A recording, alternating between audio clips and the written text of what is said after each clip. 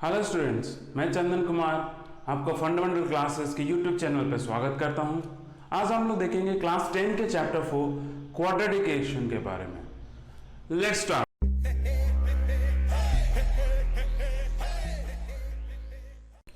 पहले हम लोग देखते हैं कि क्वाड्रेटिक पॉलिनोमियल क्या होता है।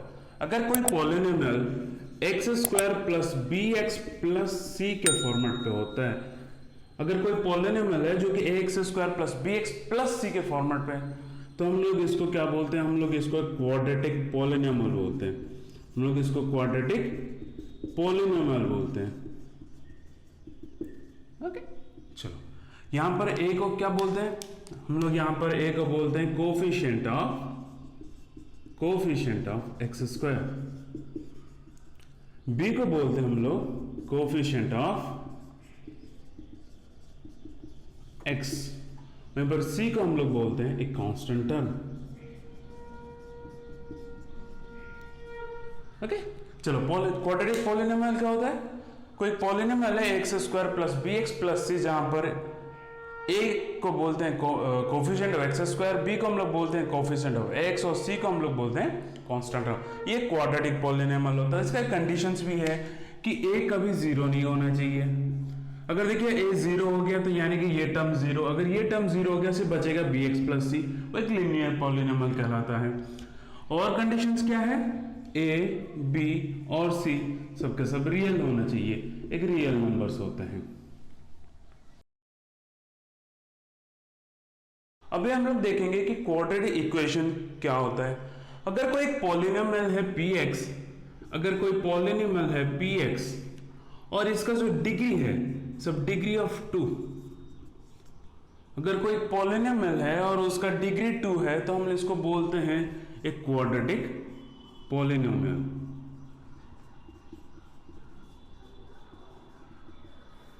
कोई पॉलिनोमियल है पी एक्स और उसका डिग्री अगर 2 है तो हम लोग उसको बोलते हैं क्वाड्रेटिक पॉलिनोमियल। अगर इसी पॉलिनोमियल को जिसका डिग्री 2 है कोई कांस्टेंट के साथ इक्वेट करवा देता हूं, ओके, अगर कोई पॉलिनोमियल px है जिसका डिग्री 2 है और इसको एक कांस्टेंट के साथ इक्वेट करवा देता हूं तो हम लोग इसको बोलते हैं क्वाड्रेटिक इक्वेशन।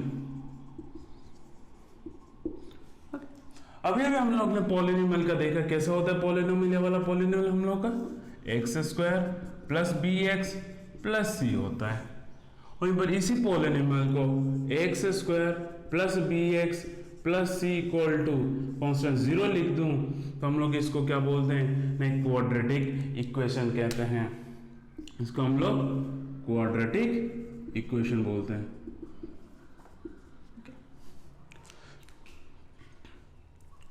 जो क्वाड्रेटिक इक्वेशन है इसी फॉर्मेट को हम लोग x square plus b x plus c equal to 0 को हम लोग standard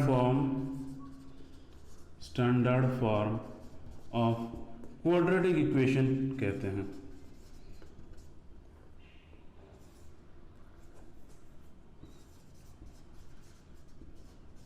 okay, x square plus b x plus c equal to 0 क्या होता है ना? Standard form of a quadratic equations होते हैं। क्या इसमें भी सेम कंडीशंस है? इसमें अगर कंडीशंस की बात किया जाए तो इसमें कंडीशन ही होता है कि ए कभी जीरो नहीं होना चाहिए, a should not be equal to 0। Okay, और कंडीशंस क्या होता है? ए बी और सी ये 3 रियल नंबर्स होने चाहिए। ओके, तो क्वाड्रेटिक इक्वेशंस क्या होता है? A x square plus b x plus c equal to 0, इसको हम लोग standard form of quadratic equation बोल सकते हैं।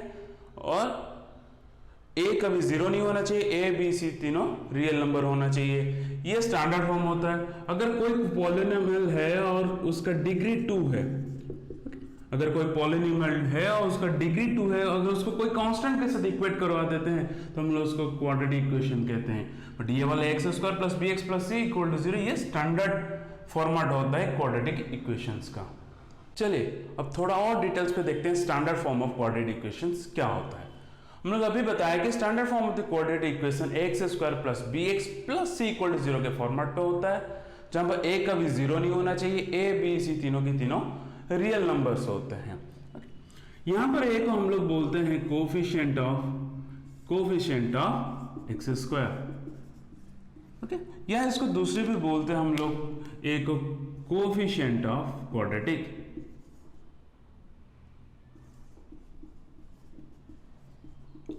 जो standard form of quadratic equation होता है x square plus b x plus c equal to 0, उसके ए को हम लोग क्या बोलते हैं कोफिशिएंट ऑफ एक्स स्क्वायर या कोफिशिएंट ऑफ क्वाड्रेटिक। वहीं पर बी को हम लोग बोलते हैं कोफिशिएंट ऑफ बी या इसको हम लोग बोलते हैं कोफिशिएंट ऑफ लीनियर।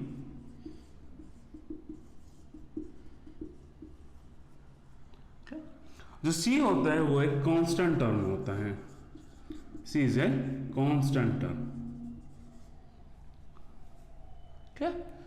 तो हम लोग ये देखते हैं कि जो standard form the quadratic equation है x square plus b x plus c equal to 0, वहां पर ए को हम लोग कोफिशिएंट ऑफ एक्स स्क्वायर बोलते हैं या कोफिशिएंट ऑफ क्वाड्रेटिक बोला जाता है।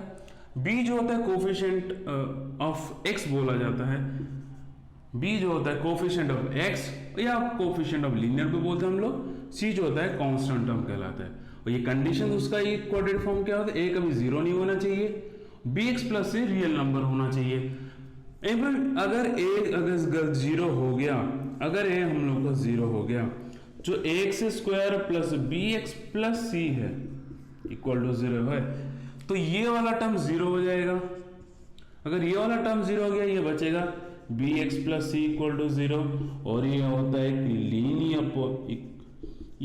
लीनियर इक्वेशंस होता है।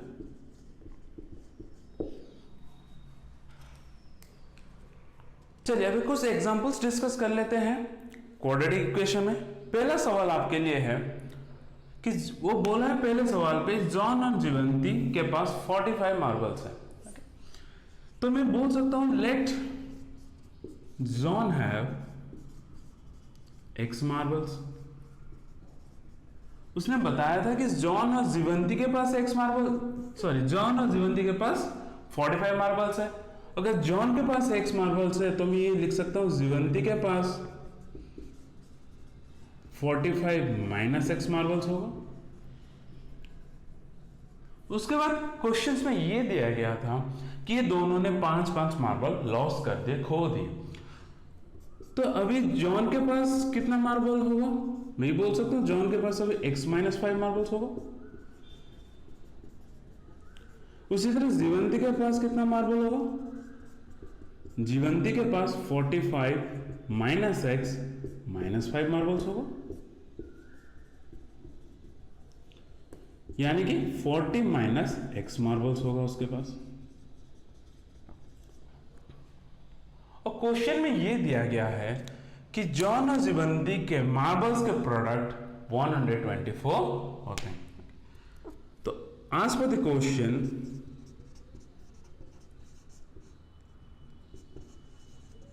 क्वेश्चन में यह बताया है कि जॉन और जीवंती के मार्बल्स के प्रोडक्ट 124 के साथ बराबर हो रहा है। अगर यहीं पर हम लोग मल्टीप्लाई करें, ये देखते हैं x into 40 minus x minus 5 into 40 minus x 124। अगर इसको हम लोग सॉल्व करें, ये हो जाता है 40x माइनस एक्स स्क्वायर, ये हो जाता है minus 200 plus 5x equal to 124। अगर इसको हम लोग सॉल्व करें, ये हो जाता है minus x square 40x plus 5x plus 45x minus 200 minus 124 equal to 0। यहां पर अगला हम लोग सॉल्व करें, ये बनता है minus x square plus 45x, और इन दोनों का अगर हम लोग सम करें, ये होता है माइनस 134 इक्वल टू 0। अगर इसको मैं माइनस के साथ मल्टीप्लाई करता हूं तो इसको लिख सकता हूं x square minus 45x plus 134 equal to 0। अगर हम लोग इसको स्टैंडर्ड क्वाड्रेटिक इक्वेशन के साथ कंपेयर करें तो ये क्वाड्रेटिक इक्वेशन बनता है, जहां यहां पर मैं बता सकता हूं कि जो a है उसका वैल्यू 1 है, b का वैल्यू माइनस 45 है और c का वैल्यू 135 होता है। तो ये बोल सकता हूं कि ये क्वाड्रेटिक इक्वेशंस को ये क्वाड्रेटिक इक्वेशन है। क्लियर? एग्जाम्पल नंबर 2, दूसरे एग्जाम्पल में दिया गया है कि कॉटेज इंडस्ट्री है, वो नंबर ऑफ कुछ टॉयज बनाता है। हम लोग ये मान के चलते हैं let the number of toys be x. हम लोग ये मान के चलते हैं कि जो टॉय है वो एक्स क्वांटिटी पे है, और उसने बताया कि the cost of each toy, question में दिया गया है the cost of each toy कितना है ना, एक्स से 55 कम है। ओके, तो टोटल प्रोडक्शन कॉस्ट प्रोडक्शन कितना होगा, total cost production of toys, total cost production of toys कितना हो जाएगा ना, टोटल कॉस्ट टॉयज एक्स है हम लोग के पास, और ईच टॉय का जो वैल्यू है वो x माइनस 55 है। बट क्वेश्चन में दिया गया है, अकॉर्डिंग टू क्वेश्चन, हम लोग को क्वेश्चन में ये दिया गया है जो टोटल कॉस्ट प्रोडक्शन है वो ₹750 के बराबर है। तो हम लोग ये लिख सकते हैं x into x minus 55 is equal to ₹750। अगर हम इसको सिंप्लीफाई करते हैं we'll get x square minus 55x equal to 750। That implies we'll get x square minus 55x minus 750 equal to 0। तो हम लोग का जो रिक्वायर्ड क्वाड्रेटिक इक्वेशन था वो हम लोग के लिए क्या बन गया ना, this is x square minus 55x minus 750, that's your required answer. ठीक है, हम लोग एग्जाम्पल नंबर 2 के पहले क्वेश्चंस पे देखते हैं। हम लोग को पहले क्वेश्चन ये दिया गया है कि जो x माइनस 2 का whole square plus 1 equal to 2x minus 3। हमें ये चेक करना है ये क्वाड्रेटिक इक्वेशन है या नहीं। अगर हम लोग इसको ओपन करते हैं, स्क्वायर को ओपन करते हैं, हम लोग मिलेगा x square minus 4x plus 4 plus 1 equal to 2x minus 3। अगर हम इसको सॉल्व करें क्या होता है, x square minus 4x minus 2x 4 plus 1 5 plus 3 equal to 0। That implies we'll get x square minus 6x plus 8 equal to 0। ये हम लोग एक स्टैंडर्ड क्वाड्रेटिक इक्वेशन फॉर्मेट में है जो x square plus b x plus c equal to 0 है, और हम लोग को यहाँ पर मिलता है a का वैल्यू जो कि एक्स स्क्वायर का कोफिशिएंट होता है, यानी कि जो क्वाड्रेटिक का कोफिशिएंट होता है वो होता है 1, वह b का वैल्यू मिल गया हमें माइनस 6, और c एक कांस्टेंट होता है जो जिसका यहाँ पर वैल्यू है 8। तो हम लोग ये बोल सकते हैं ये क्वाड्रेटिक इक्वेशन है। चलिए नेक्स्ट सवाल देखते हैं क्या है। चलिए दूसरे क्वेश्चन की तरफ देखते हैं जो हम लोग को दिया गया है जो दूसरे क्वेश्चंस पे कि x into x plus 1 plus 8 equal to x plus 2 into x minus 2। हमें ये चेक करना है कि जो ऊपर वाला क्वेश्चन है हमें क्वाड्रेटिक है या नहीं है। अगर इसको हम लोग ओपन ब्रैकेट को ओपन करें, हम लोग मिलता है x square plus x plus 8 equal to x into x minus 2 plus 2 into x minus 2। अब लोग यहाँ पर direct a plus b into m minus b का भी फॉर्मूला यूज करते हैं जो कि डायरेक्ट होता है हम लोग के पास a square minus b square. ये फॉर्मूला भी हम लोग यूज कर सकते हैं। हम लोग को यहाँ पर मिलता है x square plus x plus 8 equal to, यहाँ पर हो जाता है x square minus 2x plus 2x minus 4 plus 2x minus 2x यहाँ से कैंसिल हो जाता है, एक्स स्क्वायर और एक्स स्क्वायर इस तरफ से कैंसिल हो जाते हैं, we'll get x plus 8 equal to minus 4। हम लोग को मिलता है x प्लस 12 इक्वल टू 0। अगर हम लोग अपने standard quadratic equation x square plus b x plus c को देखते हैं, हम लोग को पहला कंडीशन ये होता है कि a कभी 0 नहीं होना चाहिए, बट हम लोग को यहाँ पर a का वैल्यू 0 आ चुका है। हम लोग ये बोल सकते हैं हम लोग को जो a का वैल्यू हम लोग 0 मिल चुका है, b का वैल्यू 1 है और c का वैल्यू 12 है। तो quadratic equation standard form a कभी 0 नहीं होना चाहिए, बट हम लोग को यहाँ पर क्या होना a 0 मिल चुका है, a हम लोग को यहाँ पर 0 मिल चुका है, इसलिए हम लोग बोलेंगे ये नॉट क्वाड्रेटिक, ये क्वाड्रेटिक इक्वेशन नहीं है, it's not an quadratic equation. Quadratic equation होने के लिए a कभी 0 नहीं होना चाहिए। ओके, तो हम लोग को मिल चुका है a 0 हो गया, इसलिए क्वाड्रेटिक इक्वेशन नहीं है। वही देखते हैं दूसरा क्वेश्चन क्या है। तीसरा क्वेश्चन देखते हैं जो हम लोग के ऊपर है। हम लोग क्वेश्चन ये दिया गया है तीसरे वाले पे कि x into 2x plus 3 equal to x square plus 1। हमें ये चेक करना है ये एक क्वाड्रेटिक इक्वेशन है या नहीं। वही सेम हम लोग इसको ब्रैकेट्स ओपन कर लेते हैं। ब्रैकेट्स ओपन करने मिला 2x² plus 3x equal to x² plus 1। X's को इस तरफ लाने से हम लोग मिलता है 2x² minus x² plus 3x minus 1 equal to 0। हम लोग यहाँ पर मिल जाता है x² plus 3x minus 1 equal to 0। अगर हम लोग स्टैंडर्ड क्वाड्रेटिक इक्वेशन के साथ जो यहाँ पर लिखा गया स्टैंडर्ड क्वाड्रेटिक इक्वेशन अगर कंपेयर करें, हम लोग यहाँ पर मिलता है a का वैल्यू 1 मिल जाता है, b का वैल्यू 3 और c का वैल्यू -1।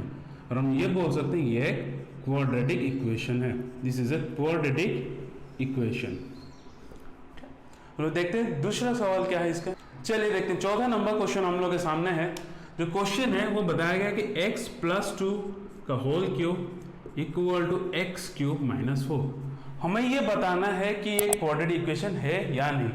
पहले बार अगर इसको हम लोग देखें ध्यान से, हमें क्यूबिक का लग रहा है कि क्यूबिक का इक्वेशन हो सकता है। फिलहाल हम इसको सॉल्व करते हैं फिर चेक करते हैं। अगर हम लोग यहाँ पर ब्रैकेट्स ओपन करें तो हमें मिलता है x³ प्लस 2 का whole cube plus 3x² into 2 plus 3x into 2 का स्क्वायर इक्वल टू x³ - 4। ये मिल जाए x³ plus 8 plus 6x² plus 12x equal to x³ - 4। अगर हम लोग ध्यान से देखें तो यहाँ पर x³ और x³ कैंसिल हो जा रहे हैं।